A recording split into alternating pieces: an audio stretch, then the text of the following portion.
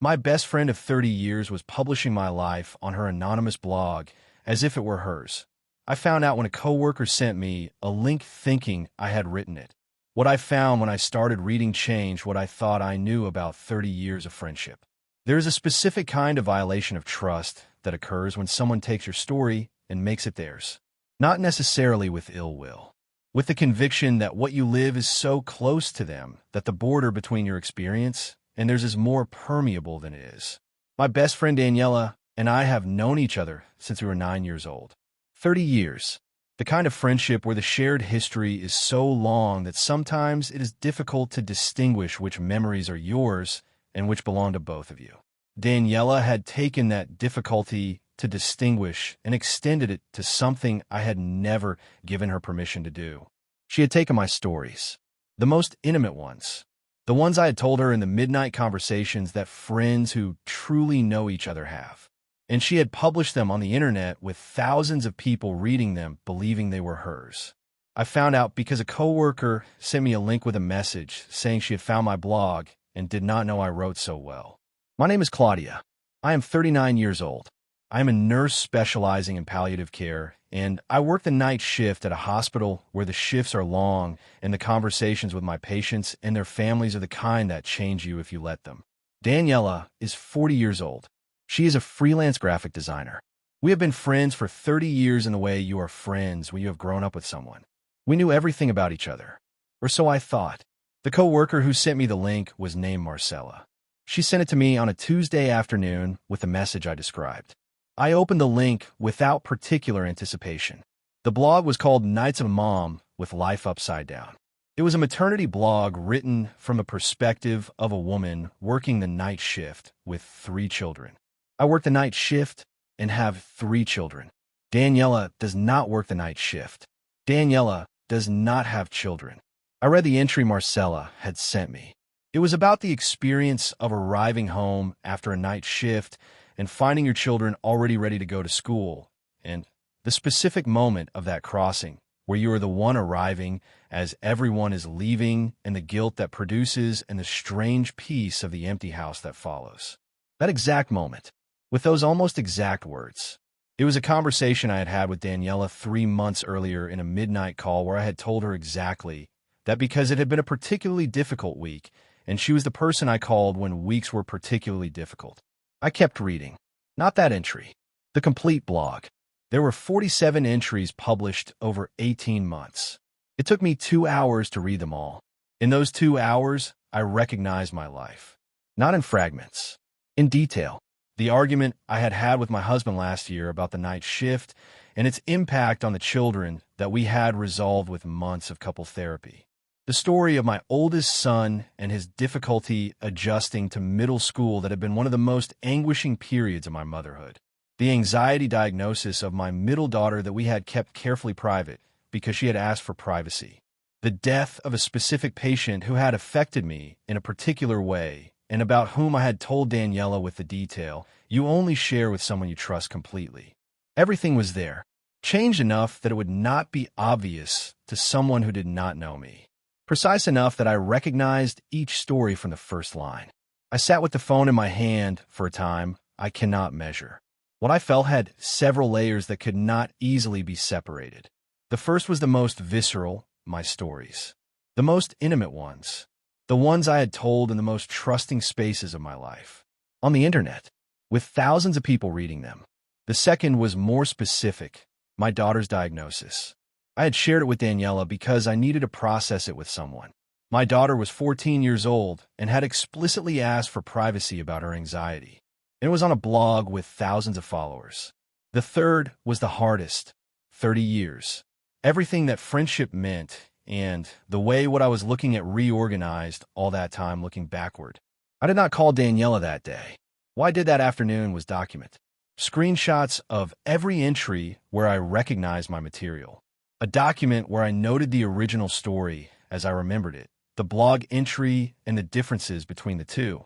22 entries of 47 where the material was clearly derived from conversations with me. 22. Over 18 months.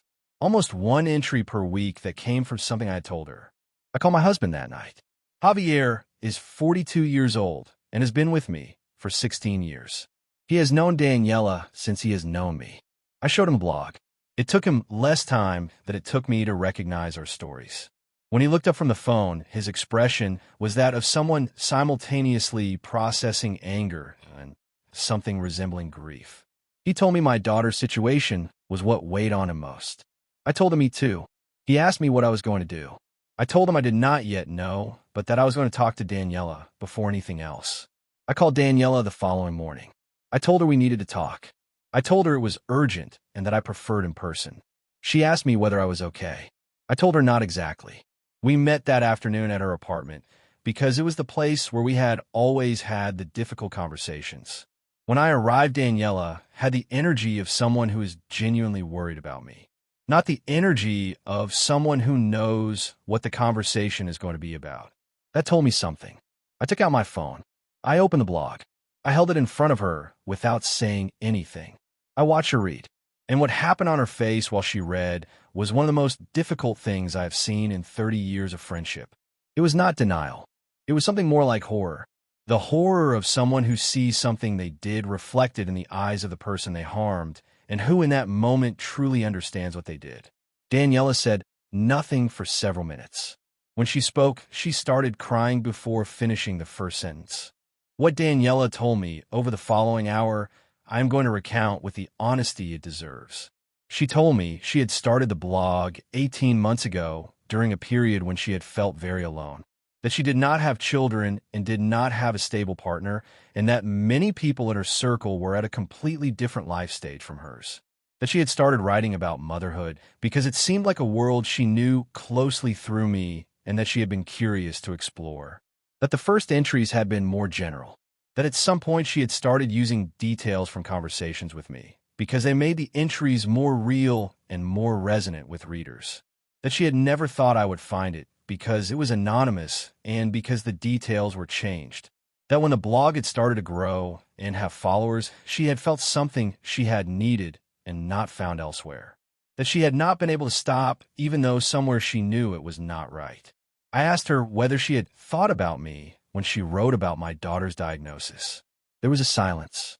She told me she had changed enough details for it not to be recognizable. I told her my daughter was 14 years old and had explicitly asked for privacy, and that was not a detail that could be changed with enough editing. Daniela did not respond, because there was no response she could give that was sufficient for that. I told her what I needed to happen. The blog had to be closed, not paused, not made private, closed. All entries containing material derived from conversations with me had to be deleted before the closing. I wanted confirmation that that had occurred before the day ended.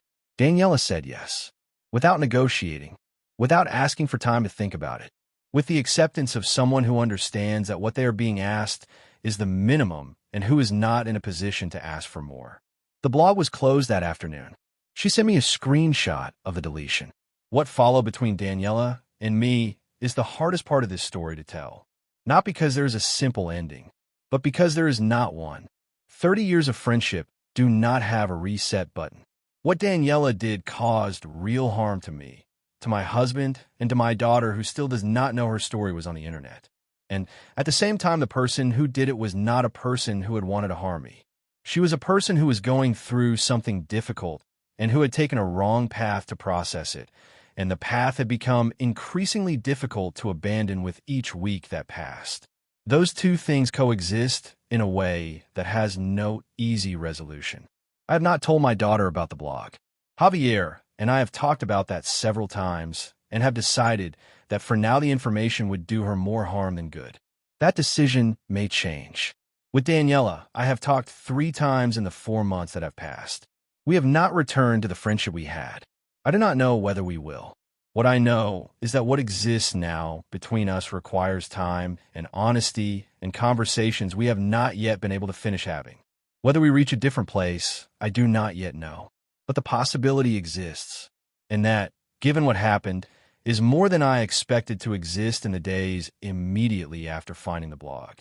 What I wanted to take from this story has parts for different people. For those who share intimate things with people close to them, which is all of us, what you share with someone in confidence does not disappear from their memory when the conversation ends. It lives in them. And what they do with it depends on who they are and what they are processing at that moment in their lives. That does not mean you should not trust. It means that the trust you place in someone is proportional to what that person has demonstrated through actions about how they treat what you confide in them. And that even in long trust relationships, there are things that deserve to be said explicitly, especially when the information involves other people who did not choose to share it. Like my daughter. For those who recognize themselves in Daniela's position, using another person's story to fill a void in your own is not just an error of judgment. It is taking something that does not belong to you and using it to build a presence in the world that belongs to someone else. Anonymity does not change that. Good intentions do not change that. What changes it is recognizing it, stopping, and owning what corresponds when the affected person appears in front of you. Daniela did that. Not perfectly, but she did it. And that is what determines whether there is something to rebuild. If this story impacted you, comment. Have you ever found something of yours on the internet that you did not put there? Like if you believe using another person's intimate story in public content without their permission is a real violation regardless of intention. Subscribe for more real stories. Share with someone who shares intimate things online and has never thought about this type of risk. Reflection to take with you. When someone shares something difficult from their life with you, they are not giving you material. They are giving you trust. And the difference between those two things is the difference between a real friendship and a relationship where one person extracts and the other gives without knowing they are giving.